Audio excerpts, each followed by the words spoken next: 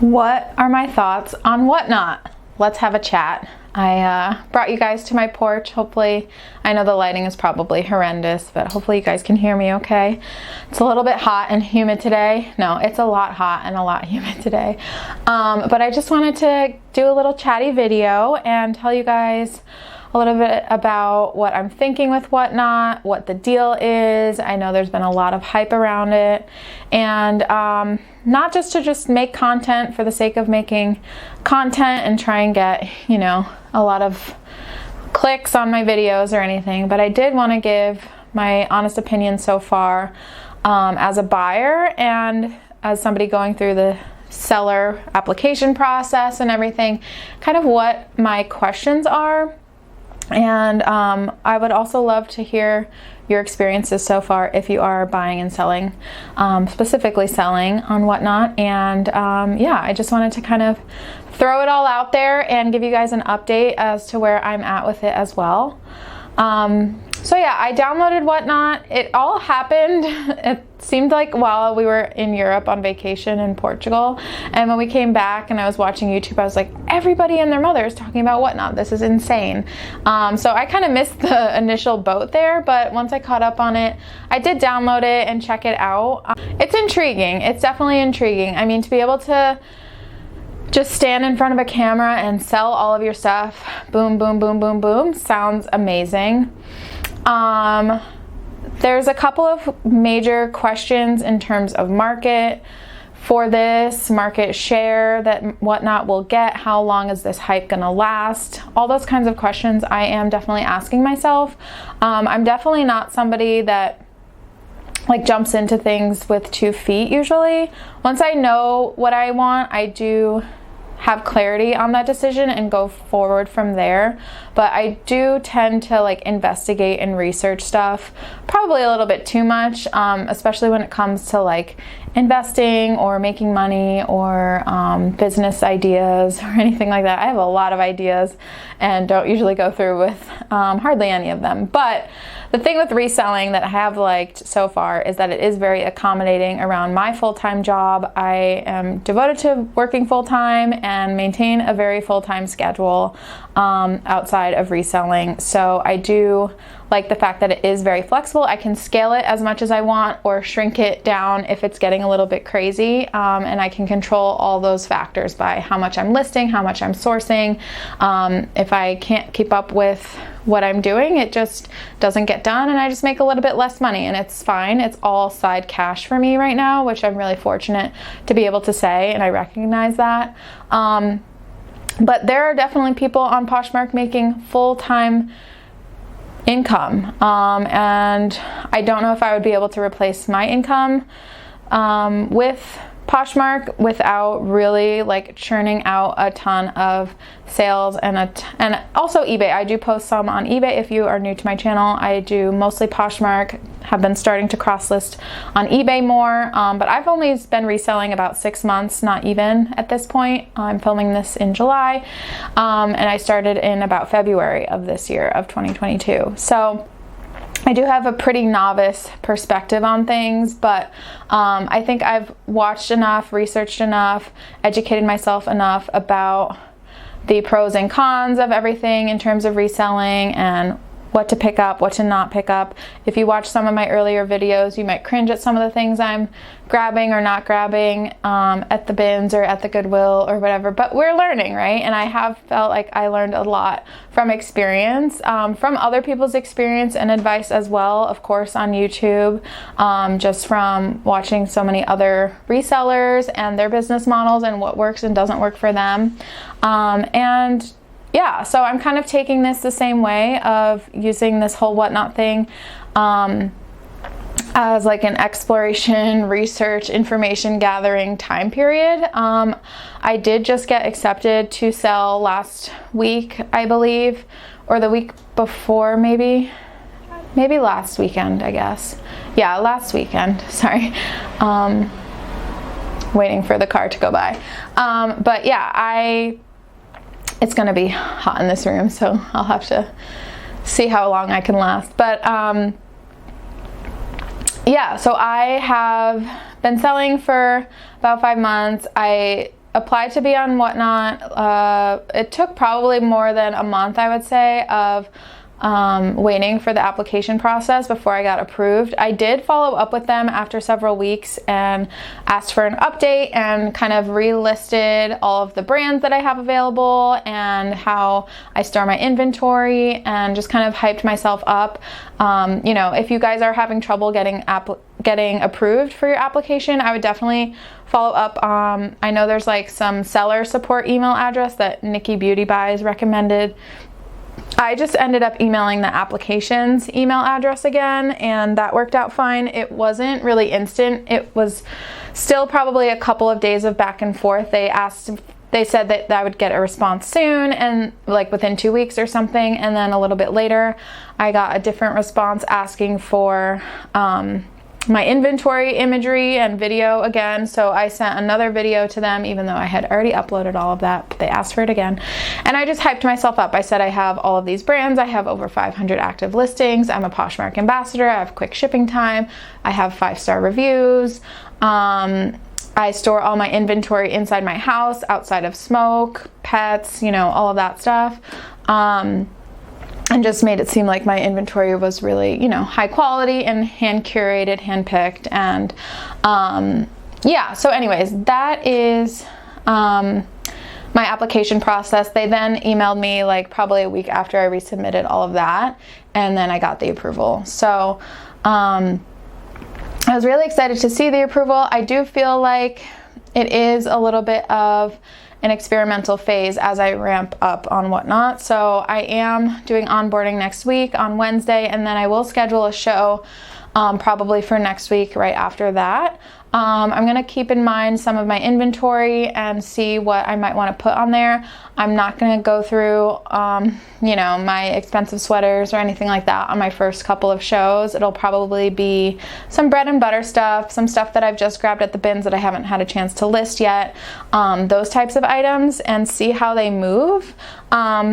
And maybe some things that I normally might bring to the consignment store.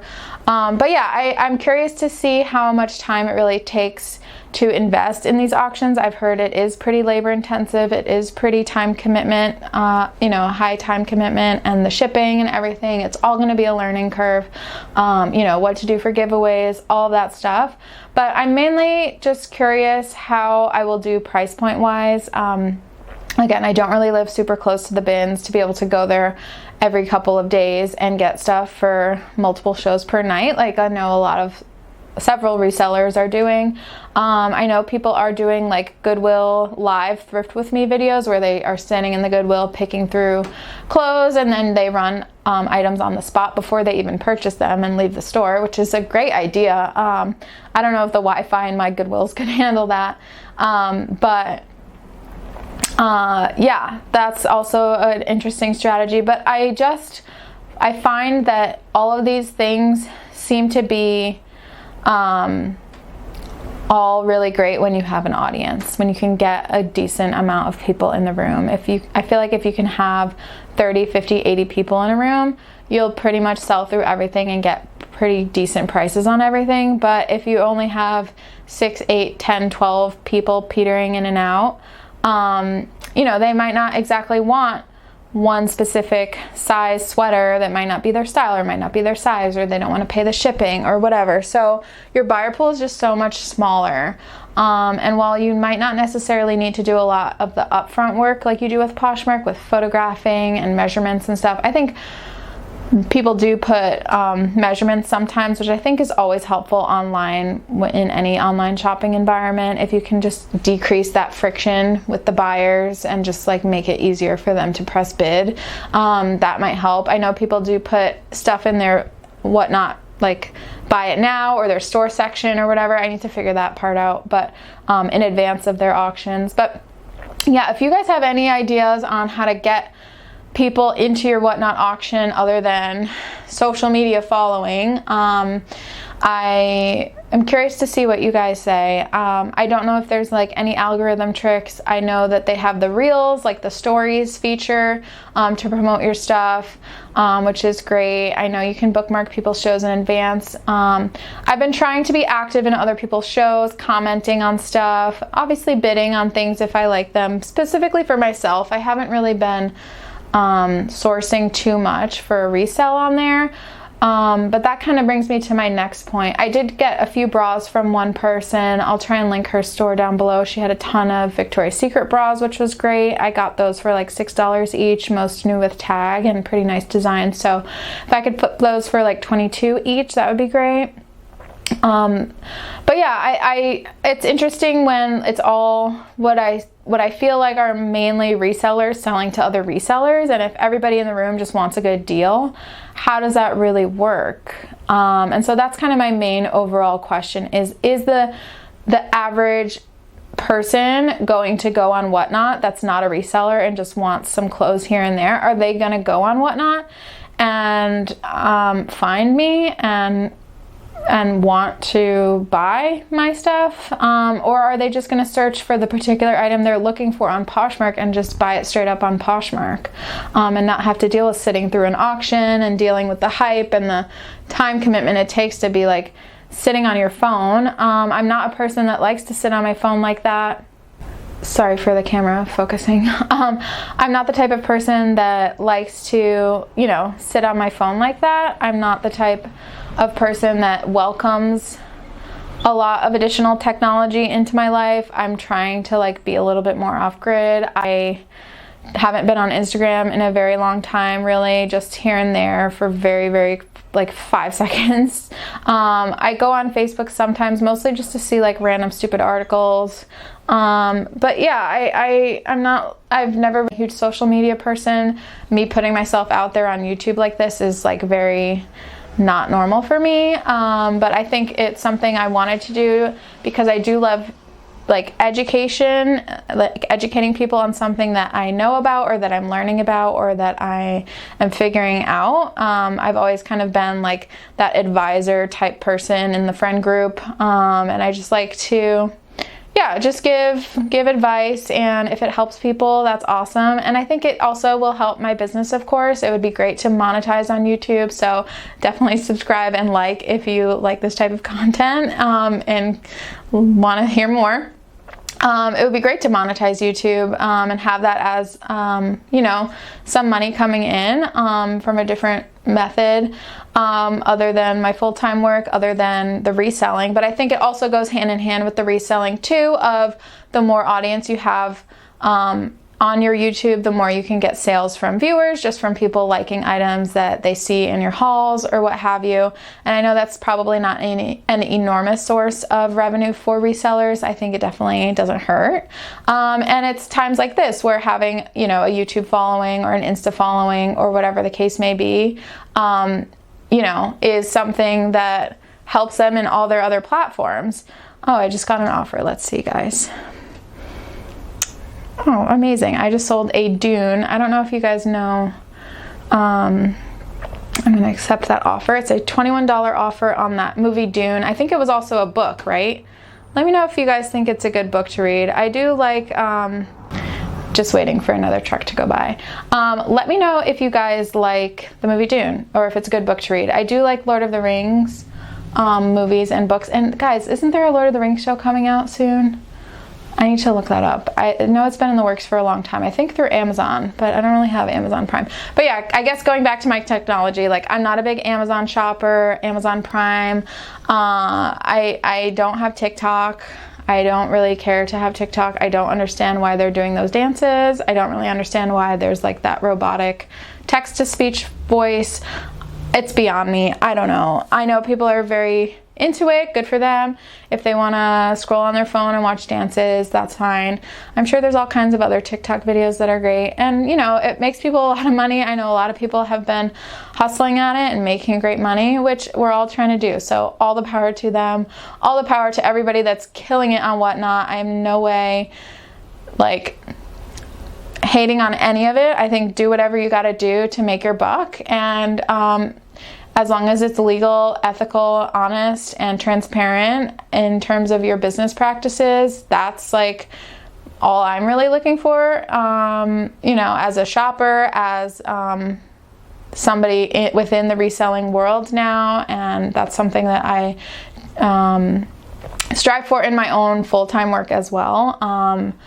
So anyways, I'm kind of just rambling. This is just a chatty video, but I'm sure you'll have it on in the background while you're doing your photos and your listings. But yeah, let me know what you guys think in the comments about Whatnot, any advice you might have for people doing their first show. I just grabbed a few like giveaway things like stickers and things like that, which will be fun. I need to figure out, again, like a clothing rack and some stuff in terms of supplies. Like, I don't know if I'll need those like number hanger things and lighting. My ring light, I feel like, is just like, it's just a cheap like Target one, and I think I need to just get like a better one for YouTube as well.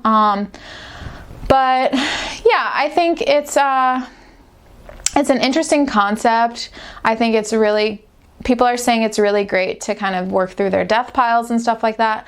I'm just not a person that has a ton of inventory to really spare at this point. Like, I've been building it up and building it up this whole time for the past 5-ish months. And you know, it's part-time. So I'm up to like, what, 500-ish listings by now on Poshmark. And do I really want to let all of those items go for a lower price on Whatnot after I've invested all of that sweat equity into photos, into measurements, descriptions, listings, picking all the style keywords, like all of those things, and then just letting that item go for $5? I don't think I'm interested in doing that. I think it definitely would be worth it probably to explore, again, items that are in a death pile or items that you haven't invested that time into yet, so that you can kind of keep things moving and not have to really list every single item you ever get on Poshmark. Again, when I'm at the bins, I do get a lot of stuff for consignment or stuff that I might not necessarily really be too super interested or excited to list on Poshmark, but I just get it because I'm there at the bins and I don't really live close to the bins, and I just grab stuff when I see it and figure out what to do with it later, as long as it's sellable and a normal brand. You know, I kind of grab stuff as I see it. So I think for those items, popping into Whatnot here and there would definitely be helpful to move some of that stuff, make a few dollars off of some of my bins items here and there. But yeah, it's, I think, hard without a following, and so that makes me really nervous. And I think it's hard when, unless you're buying like tons of liquidation, like Daily Refinement just did his Lululemon show. He said he spent $20,000 on Lululemon at the outlet and is reselling it. I have no idea how he did. I watched a good amount of that show. It was great. Good for him if he's making a lot of money off, profit off of that. I don't know, but I don't know. That's not something that I would be comfortable with doing right now. I don't have the following for that type of, you know, expense to invest in inventory to then let it sit or not sell, or sell for an extreme loss. And yeah, I think those types of people, they can afford to get things, you know, started at their auctions for $1 and run it up and see what happens, because there's, you know, 300 people in his auctions. If I put a pair of Lululemon leggings for sale that I think are hopefully going to sell for, let's say, $50 on Poshmark, I don't want to get $10 for them on Whatnot, you know. So I think it's different perspectives. I think there definitely is a way to grow Whatnot. I just need to figure that out. Like I was saying earlier, I've been trying to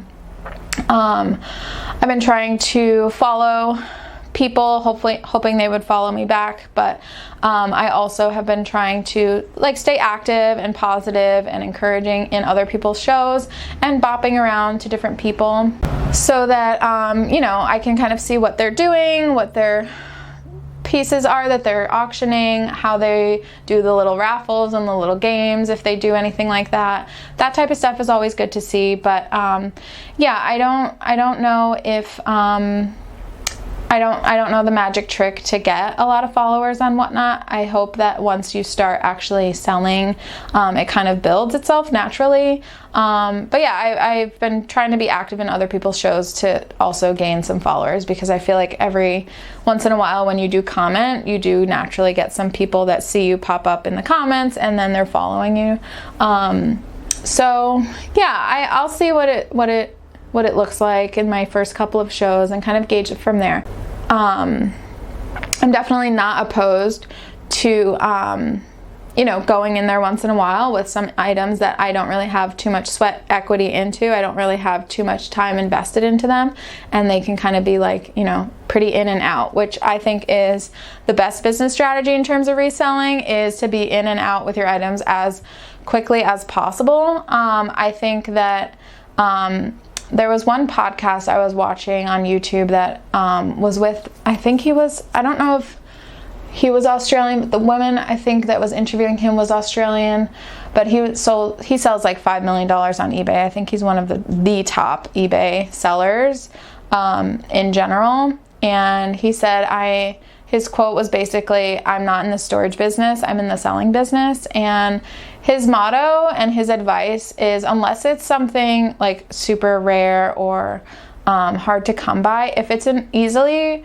replaceable item that anybody at any thrift store across America could go in and buy, you pretty much take whatever offer you get for that item, as long as it meets your minimum business requirement. So in my mind, I would like to be at least doubling my money. That would keep my margin at 50% or more.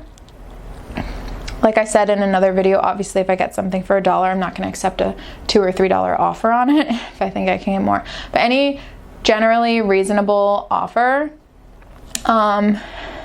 is something that I usually accept, because yeah, especially when sales are slow, I'm not in the storage business. And I think that's a great motto for myself and my personal business model. Some people have different business models. You might be selling luxury Gucci and YSL bags all day, and you can't take hits, and you want to sell it for the right price, which I would totally understand. And I think that's not something that he was really saying either. He's saying normal bread and butter, layman's stuff. If you're just selling stuff, not luxury goods, but just your stuff, your American Eagles and your J. Crews and all of that, he said something along the lines of you should be flattered that they even considered your item in a way, because of all the millions and millions and millions of items that are listed, they picked yours and actually took the time to offer on yours, which is a great motto. So anyways, I think that kind of goes along the lines of the Whatnot thing.